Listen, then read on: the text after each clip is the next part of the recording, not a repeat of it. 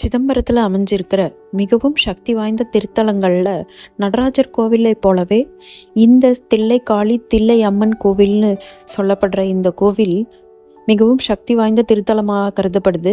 ஆலயத்தின் நுழைவு வாயிலேயே அழகான ஓவியங்கள் வரவேற்கின்றன. கோவிலுக்குள்ளே நுழையறதுக்கு முன்னாடியே இடது பக்கம் தீபம் ஏற்றுறதுக்குன்னு ஒரு பகுதி அமைச்சிருக்காங்க. இதில் நம்ம வேண்டுதலை பொறுத்து தீபங்களை ஏற்றி மக்கள் வழிபடுறாங்க.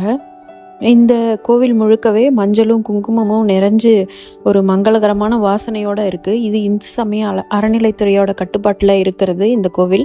இந்த கோவிலோட நுழைவு பகுதியை அடைஞ்சதுமே வலது பக்கம் விநாயக பெருமான் நமக்கு மிக அற்புதமாக காட்சி அளிச்சுக்கிட்டு இருக்கார். அதற்கப்புறம் இடது பக்கம் பார்த்திங்கன்னாக்கா முருகப்பெருமான் இருக்காங்க. இந்த கோவிலில் அமைக்கப்பட்டிருக்க சிலைகள் அனைத்தும் தத்ரூபமாக வடிவமைக்கப்பட்டிருக்கு. முருகப்பெருமான்